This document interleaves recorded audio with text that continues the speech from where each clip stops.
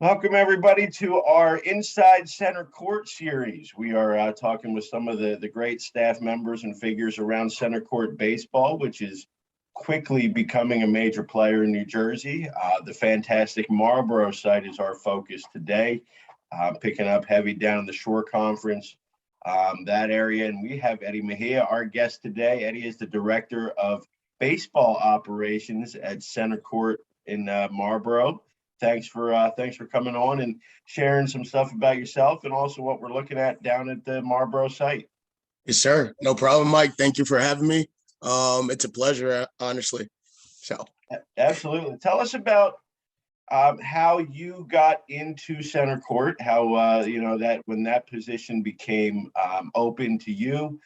Tell us how long it's been that you've been in the family, and what are your thoughts, excitement, expectations, go as we go into the real baseball season here in 2022. Yep. So how I got into center court, it actually happened on the baseball field.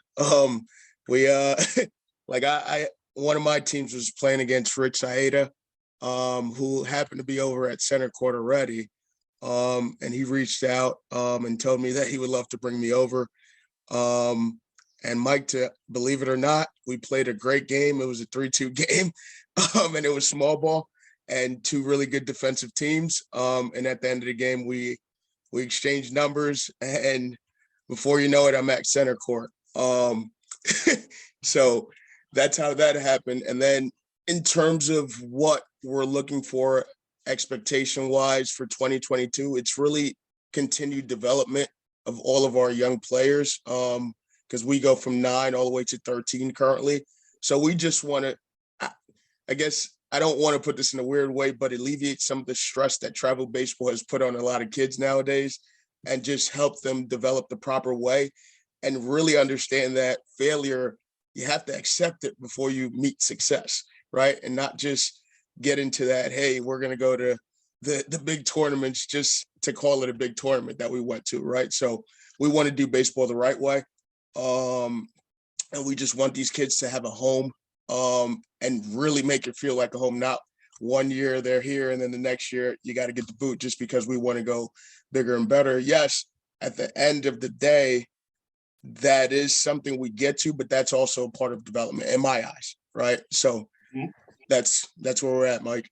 Yep. And you mentioned Rich, Rich Sayed, a former Rutgers star. Yep. Has been involved with center court for a while. I guess Rich is sort of was in a more active role, still active on like the team sense and still pretty active at Marlboro, but maybe not as much throughout the center court, family. But still, got to be a great resource to have, and somebody that the kids can learn a ton from that are working out down there. Yeah, absolutely. It's not only Rich. We're lucky to have great resources. We also have Charlie Biliziction, who's a former St. John's star. So the kids are around a lot of like good knowledge. And even when Dave Gallagher makes a day out of coming to Marlboro, it's awesome to have him. So the kids are around a lot of great knowledge, and I'm lucky to be around them also because without those guys, I would be nothing. That's how I just consider baseball. Everybody just says, yeah, the director of baseball, but your staff and the people around you make it what it is, honestly. So that's right. You're still young. You're not old like the rest of us, right? 2014 grad at Cazenovia College up in upstate New York, right? Yep, that is correct. And a catcher there in the baseball program, and that's a good question. I mean, a good point. What's it like to be able to, not just have an impact on the Marlboro family and the other center court sites, but also to be part of such a great staff. And you think of so many experiences they've had in the game where it's not just you're teaching, but you're also learning at the same time. Yeah. To be honest with you, Mike, it's awesome. Literally we call each other every day and bounce ideas off each other. So it's like, hey, you might run into a wall here, but call somebody. You have somebody in your staff where you can call and you can say, hey, how would you pivot here? So it's really great. Everybody's so receptive and everybody's so positive. So it's to be very honest with you, it's one of the best baseball environments I've worked in a while or been a part of in a while. So Yeah, for yeah. sure. It's now you guys are, as a site that's maybe not as far, you haven't been around maybe as long as the Lawrence site, which really hasn't been that yet either. But you're able to kind of grow from the ground up, right? I mean, that's, you mentioned 9 to 13 is kind of the core age at Marlboro now, but, also making making inroads among the older teams, the high school age teams, but it's also pretty neat to be able to eventually grow your own. I mean, eventually these 13-year-olds are going to be older and 15, 16, 17. It's a special time, right, to be able to take these guys through this point of their baseball growth. Right. Absolutely. I agree. Mike, that was coming in. That was my idea. Letting it grow organically and building it brick by brick. Um, I, I don't know what to say. I'm a sucker for rolling my sleeves up and getting to work. So that's what I love to do. And just being a part of it every single day and watching these kids grow. And not just their baseball side of growth, but also turning into great human beings. It's awesome to watch. And that's something I try to instill every single day. Yeah, we're here for baseball, but also remember that this game teaches you how to be a great person, how to be a great human being, but it's also going to teach you how to stand up to a lot of challenges in life. So, yep. Yeah, it's such a great platform to become your best self through baseball. Absolutely, it is. One of the things that I've noticed in my short time here is that it is, whether it's just center court, whether it's just working out, whether it's lessons, whether it's the Makos program with John and Johnny Reyna, whether it's the Young Guns teams that play out of your site, is that it's more than just, it's not just lip service to say it's more than wins and losses.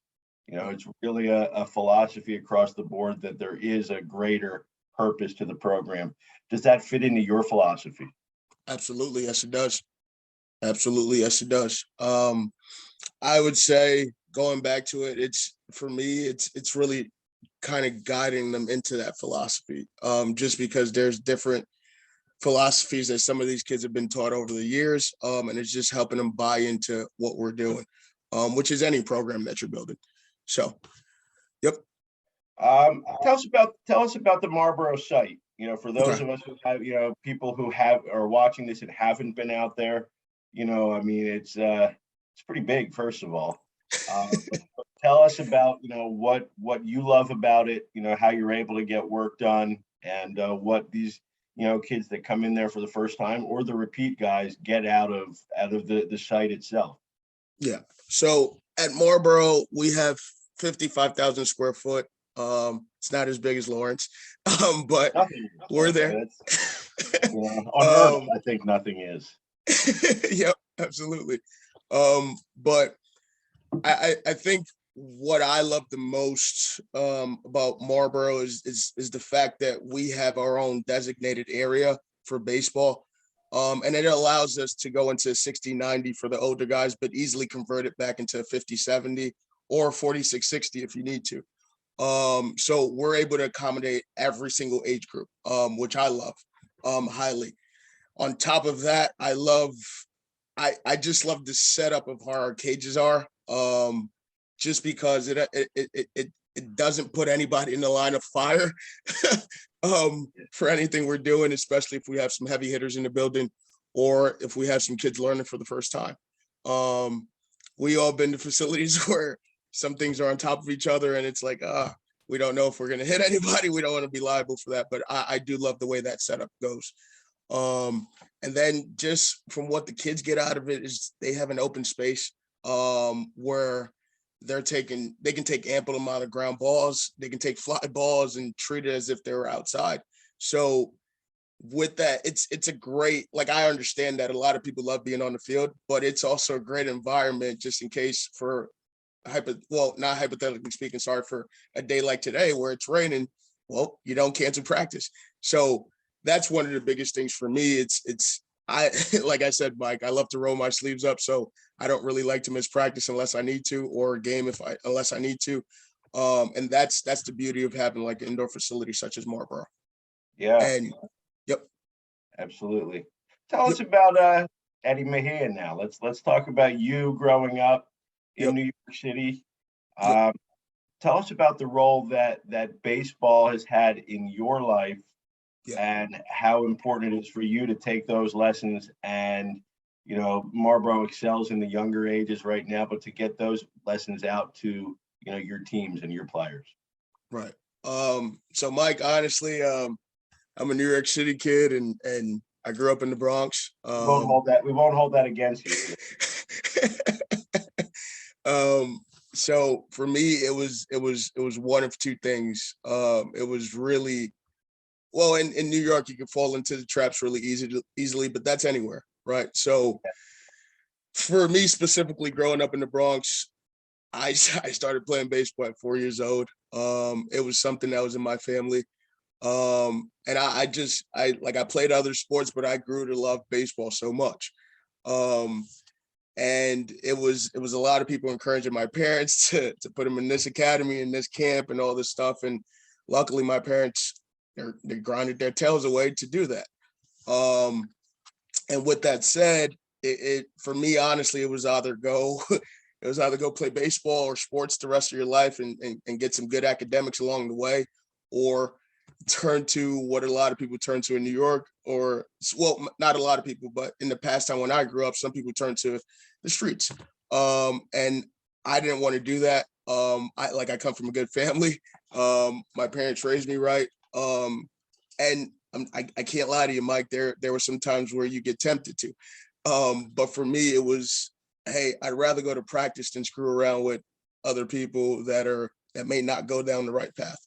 So I ended up going to St. Anselm's, which is in the Bronx. And then from there, I played my Little League baseball at Bronx Chester Little League, and also played at Park Chester Little League, where that transitioned me into positioning myself to go to Monsignor Scanlon, which is in Throgs Neck, close to the Queens Bridge, which is not too far from Citi Field, if anybody's a Mets fan. I'm a Yankees fan, for the record. I like how you had to get that out there. We don't want you, no desire to be associated with the Mets, no matter what free agent they got. Yeah, I mean, my brother's a Mets fan, so I try to root for them also. Yeah, so I ended up going to Monsignor Scanlon, played baseball there, ended up going into the varsity level of baseball by the end of my sophomore year, and really started to come into my own as a catcher. Believe it or not, prior to that, I was a third baseman, and everybody was like, dude, like, you got to convert over to a catcher. And I was just like, really? Like, I really don't like getting hit by baseballs, but then I grew to love it. I really grew to love it because I can use my arm and I can throw people out. Plus, I can beat that. What was that? It's that hard work mentality too. Yeah. And then it led me into the grind mentality. Honestly, it's just I enjoy the blocks. I enjoy the picks. I enjoy the throwing people out. I enjoy every part of catching now. And I have to give that huge congrats to my coaching staff, which was a guy named Kevin Delval, who he played his baseball at Quinnipiac University. And same thing that I'm trying to do in Marlboro, just built it brick by brick at Scanlon. So yeah, that ended up happening. And then just growing up in New York City, it was fun. I was a teenager, so I'm doing the common teenager stuff, but I also kept my focus on baseball and my academics and really worrying about my family. I'm a big family guy, so that's just who I am. But more than anything, like I kept myself in a confined box. And that's all it was. For me, it was school, baseball, family. The first 2 years of high school weren't that great for me, by the way. But I ended up going to tutors and getting my grades right after I talked to some of my guidance counselors. And that's what I tell kids nowadays.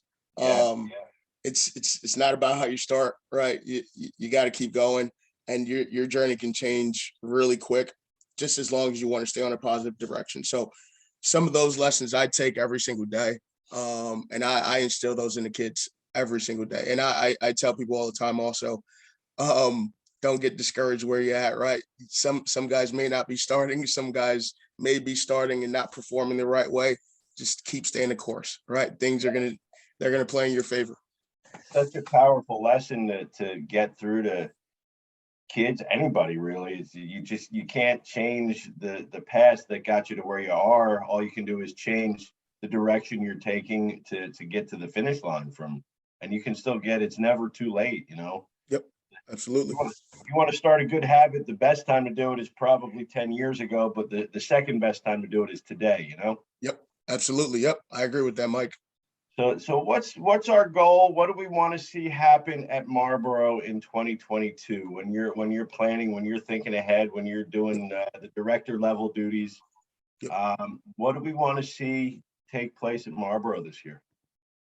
So we want to see our teams succeed as far as, but I kind of level out succeeding a little bit different. We want to see these kids grow from where they were in October when they came in from tryouts to having more of a confidence level on the playing field, and also just being great teammates, right? I tell guys every day, you can be that mammoth who hits everything, and you can be the best athletic person, right? But when we're really talking about being an elite guy, it's also being there for yourself and also being there for your teammates at the same time. So me personally, for the younger guys, I want them to start buying into that. Yeah, being an elite teammate, being there for their guys, no matter if it's a pop out or a ground ball, or if it's a double to the fence, right? But that goes for every team across the board. And also just watching these guys start to become their own pitchers, their own catchers, their own athletes, honestly, and helping them really learn how to start coaching themselves, right? Like, yes, they have great coaches around them, but also learn from your own mistakes and want to correct that yourself before anybody else has to correct, because we all hear it.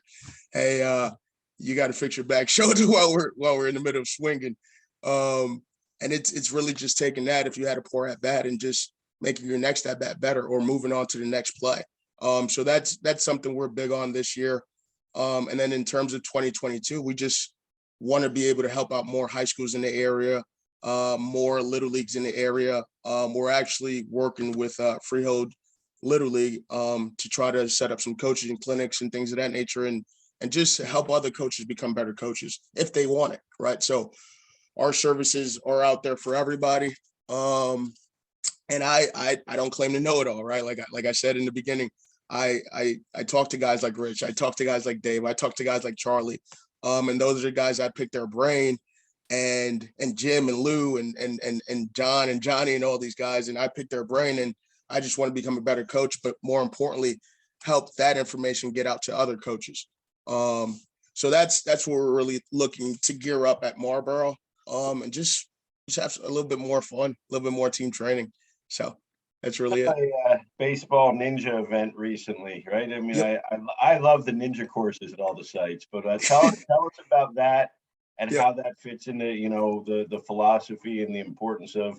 I mean, really, the best way to measure success with these teams is how many guys keep coming back to stay in the game an extra year. It's, you know, it's always like who's really maxing out what baseball means to them. But tell us about that ninja event we had.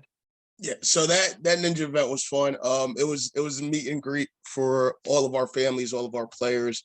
And what we ended up doing is we ended up having a home run derby for the kids, so they can have some fun before the season starts, and just really kind of like enforcing, man, I get it. Sometimes the game gets too serious, but you got to remember to have fun. So that was my entire goal of that, along with the staff. But that was great. We had 9-year-olds, well, 7-year-olds hitting with 9-year-olds, and they competed. We had 9-year-olds competing with 10-year-olds, and it was awesome. And then we had some 11-year-olds compete with the 12s and the 13s, and it was fun. And then a lot of the kids ended up getting to know each other. It didn't matter if it was a Young Guns program. It didn't matter if it was a Makos program. But everybody came together as one big family. And for me, like, that warms my heart, Mike. So that happened. And then we ended up having some bouncy houses where the kids, once they were done hitting and they can go let out some more energy, jump on the bouncy houses. Then we had an inflatable ninja course. And then we had like the hamster rolls. And the kids loved it. The kids had a blast. The parents loved it because the kids got their energy out. Yeah, absolutely. But Mike, we also had some cornhole set up for parents. We had some sticking soccer set up for parents, and the parents enjoyed it also. On top of that, we ordered pizza, and that's always a great food for a party. Yeah. But yeah, it was awesome. The kids loved it. They asked for another one, and I said, let's wait till our season dies down a little bit. Yeah, that's a tough season party. Absolutely. Yep. Absolutely. But we love that, it's not just talking about a family atmosphere. It's going through and doing that. And I think that's a great separator because, it really, baseball can't be a cause of stress at that age or any age, really. It shouldn't. But I love that what you're doing down there, and let's keep it up. Yeah, absolutely. I appreciate it. And Mike, I appreciate everything you're doing on your end. You've been a godsend for us. Well, good. Let's keep that going. Let's keep so much great baseball down in the shore area up at Marlboro and the Freehold area that you said. I think it's let's get this out to the right people, and let's keep watching it grow the right way. Yes, sir. Absolutely.